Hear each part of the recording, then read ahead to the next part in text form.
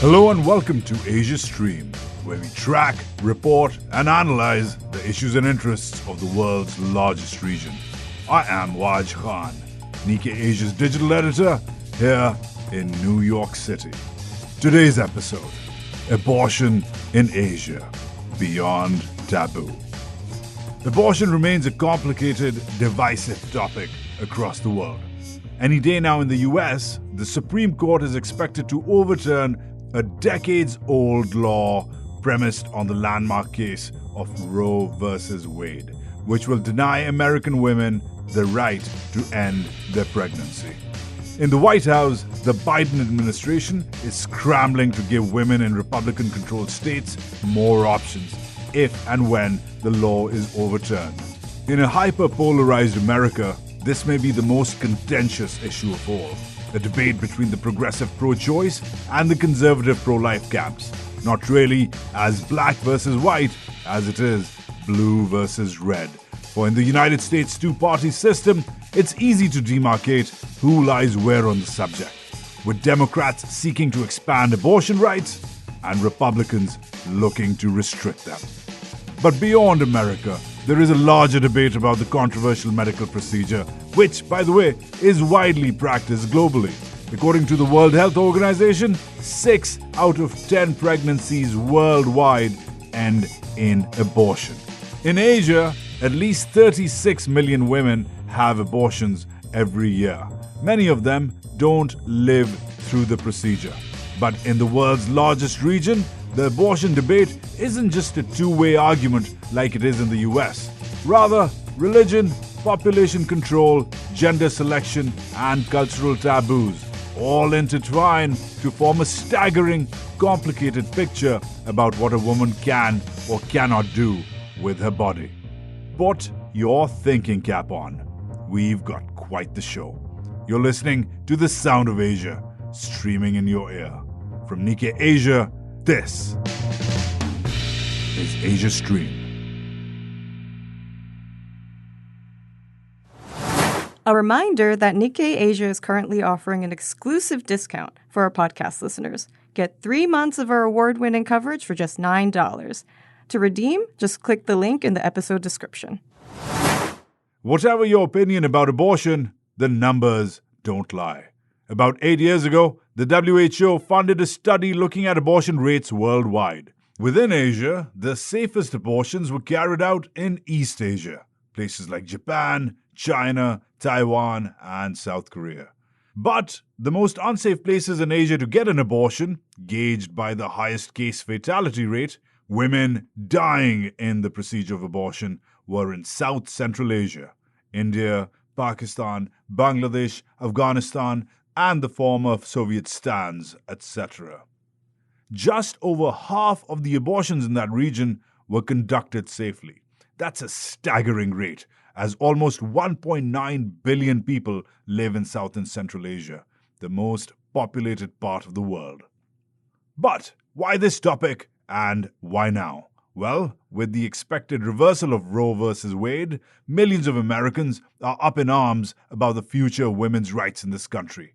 But what happens in America doesn't just stay in America.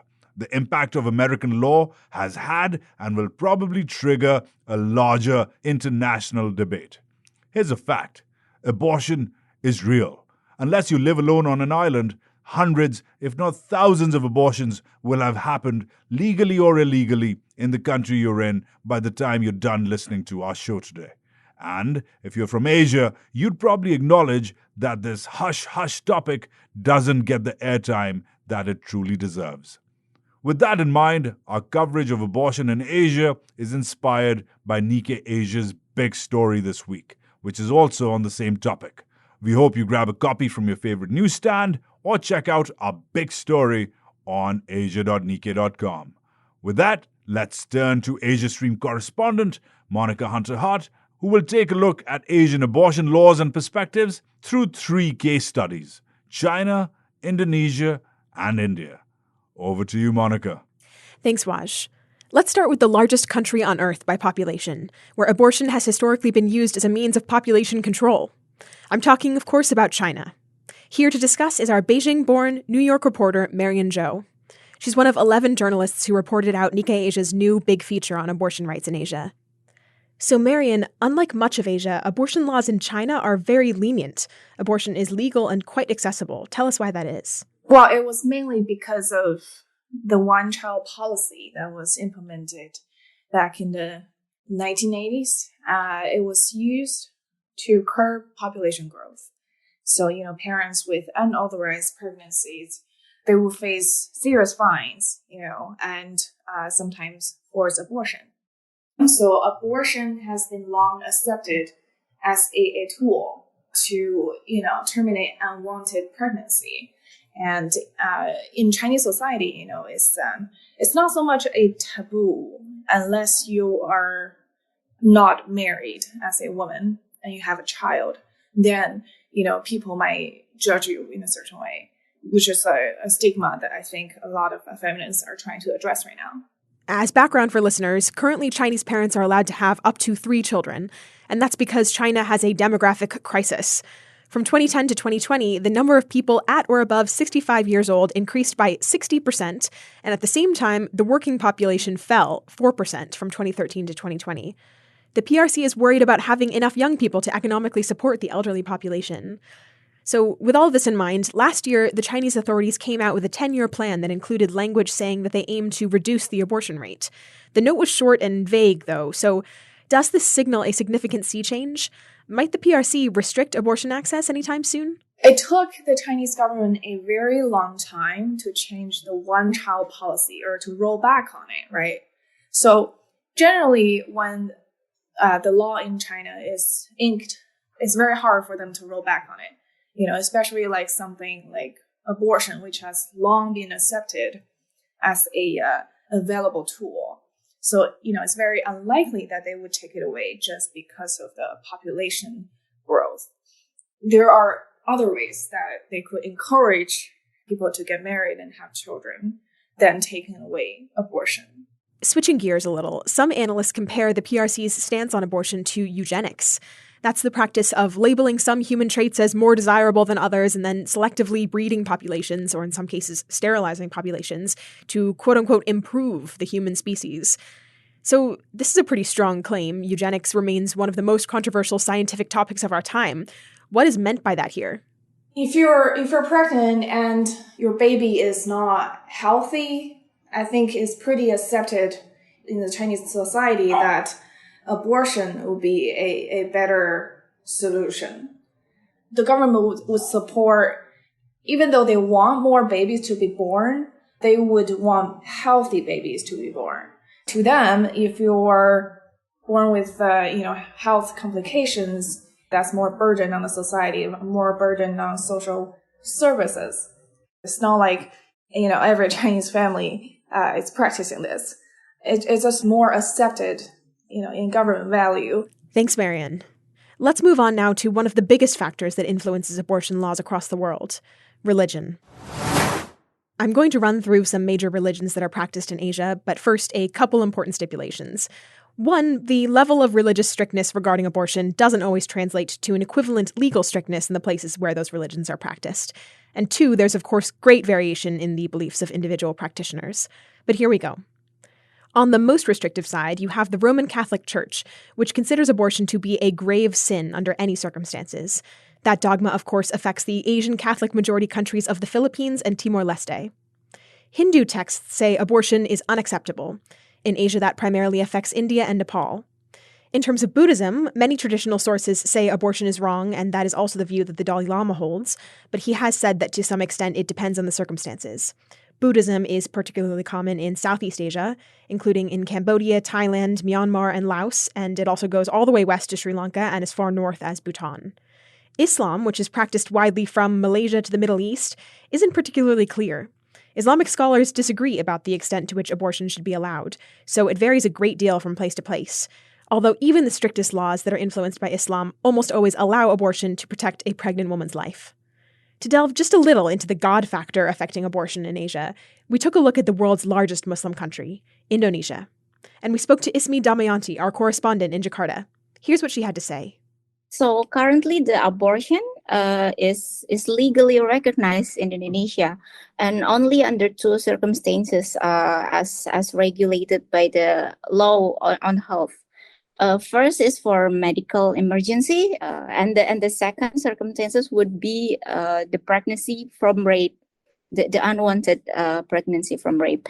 Indonesian Muslim are mostly following some sort of a school of thought in Islam, which is the Shafi'i school, that see the abortion would be required under circumstances, and this Islam references on abortion has been made formal through the Indonesian Ulema Council, the Cleric Council, the most prominent organization, who is our vice president, has this background from this organization. It is that prominent. So, in addition, they made clear that the practice of abortion by choice, either from those who were unexpected of a married couple who apparently would not expect their pregnancy, or those from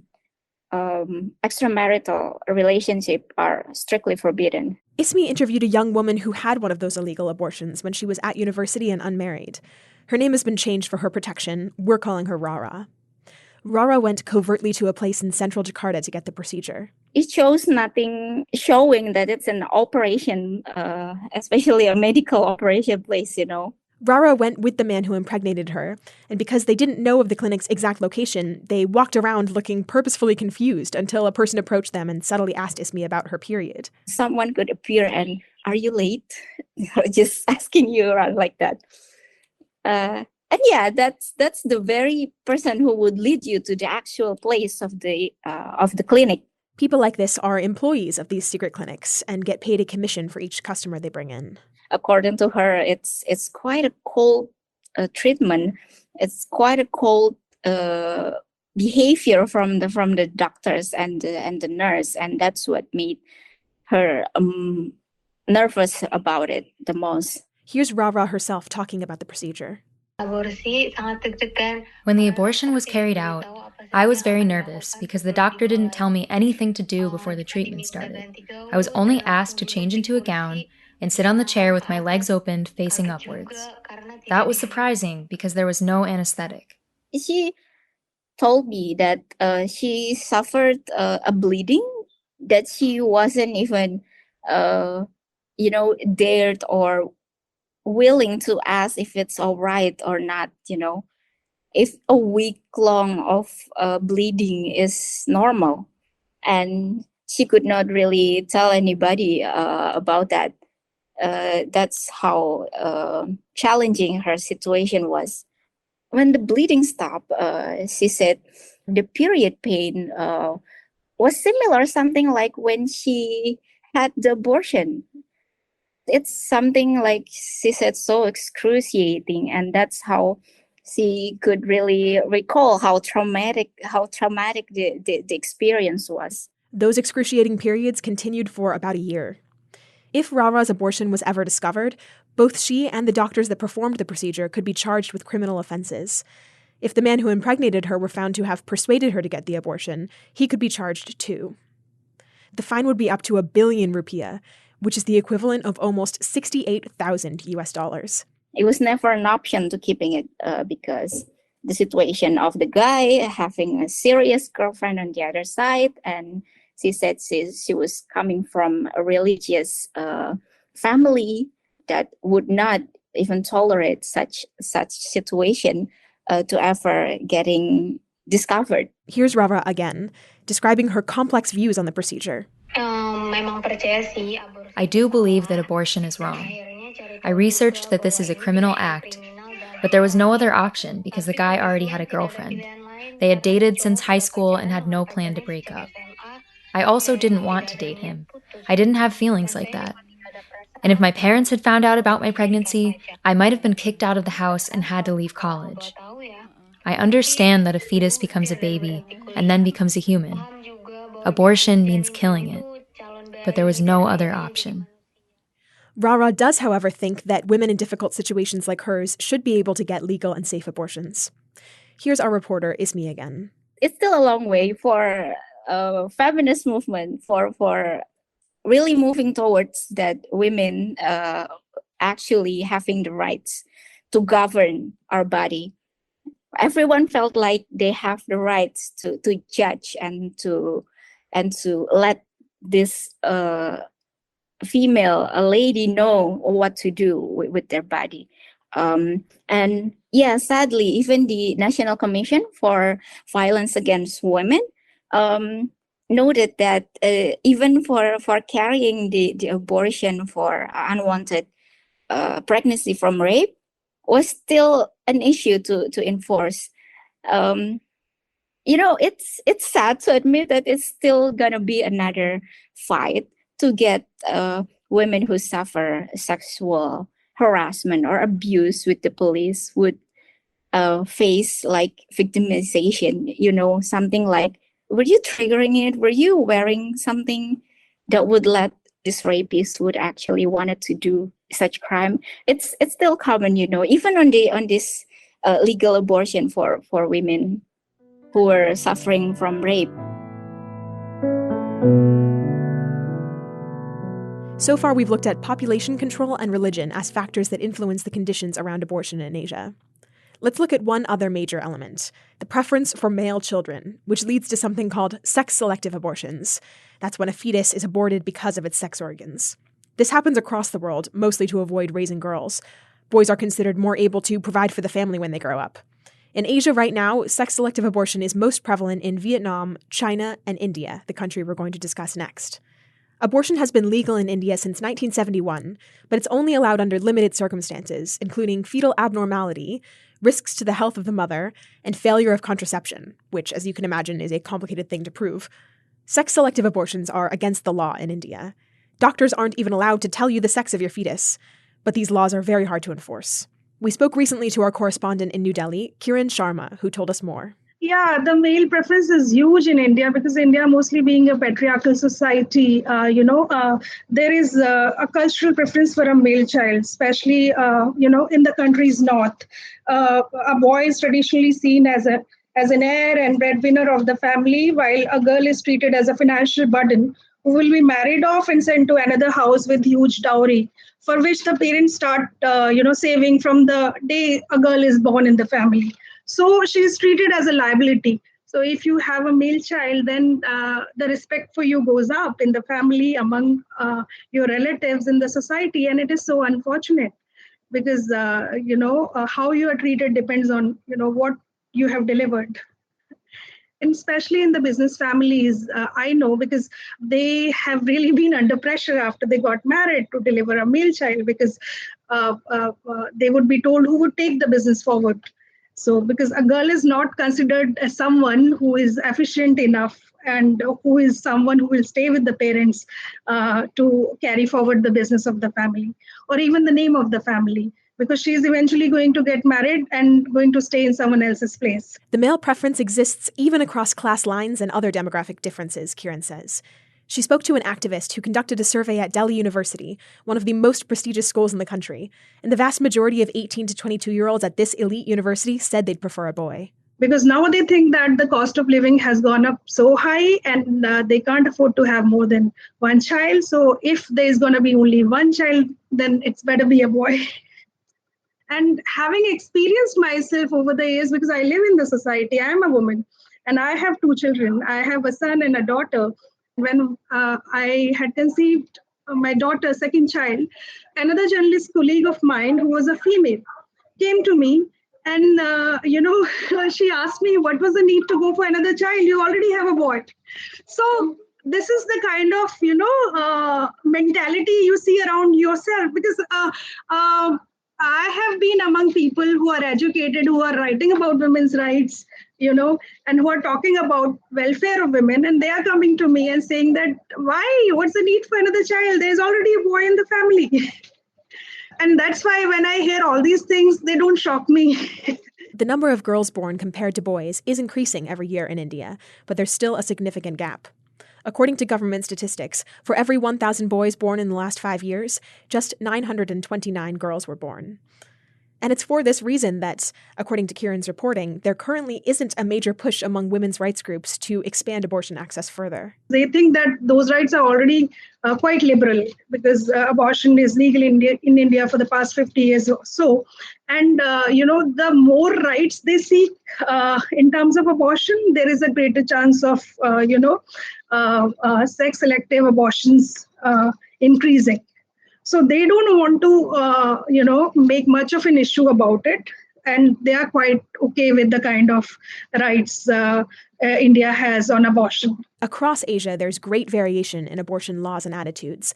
But we've just seen 3 themes emerge: the use of abortion for population control, its use for sex selection, and restrictions based on religious influences.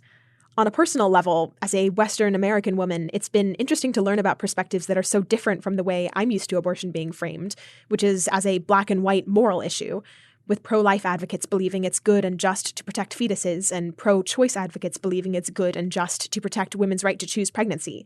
Some of the examples we just looked at are more grounded in questions of utility, like what size should a population be in order to sustain itself? Or how is the sex of my child going to affect my family's economic well-being? Abortion is a deeply complex issue everywhere. These stories highlight just a bit of that complexity. That was Monica Hunter-Hart taking us inside of our comprehensive feature story. It's called The Big Story for a reason. But now we're going to take a step back and get a bird's eye view as Nikkei Asia correspondent Jack Stone Truitt speaks with our Big Story editor Alice French about abortion throughout the rest of the continent. Thanks, Waj. We just heard about 3 of the world's largest countries, but our feature story covered 11 countries across Asia where laws and cultural dynamics around abortion vary greatly. Laws are liberalizing in Thailand, where the procedure was legalized up to 12 weeks last year. South Korea also decriminalized abortion last year, but regulations there are still being hashed out, and the country's large Christian community is pushing back. Christianity, specifically Catholicism, is also the major opposing force in the Philippines, which has some of the most restrictive abortion laws in the continent. So does Bangladesh, where illegal abortions lead more than 90,000 women every year to seek medical care from unsafe procedures. And of course, we'd be remiss to neglect Nikkei's very own Japan, which is where the Tokyo Dispatch host and Big Story editor Alice French is joining me from now.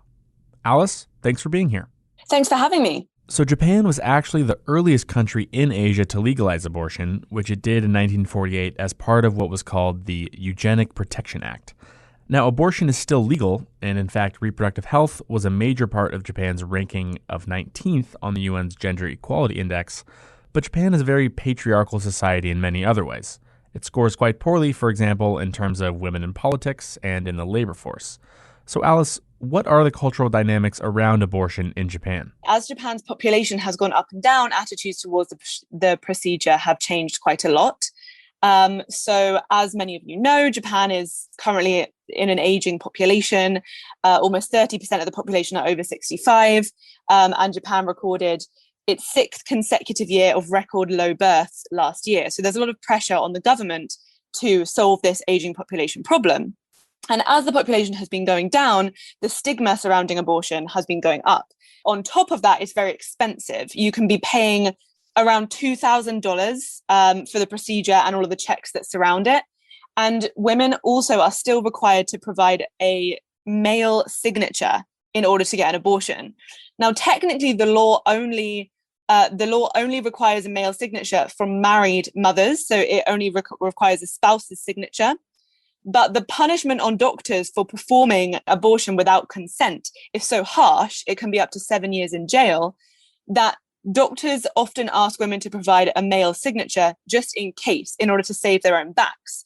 So there are many cases of unmarried mothers being turned away because they can't provide a male signature.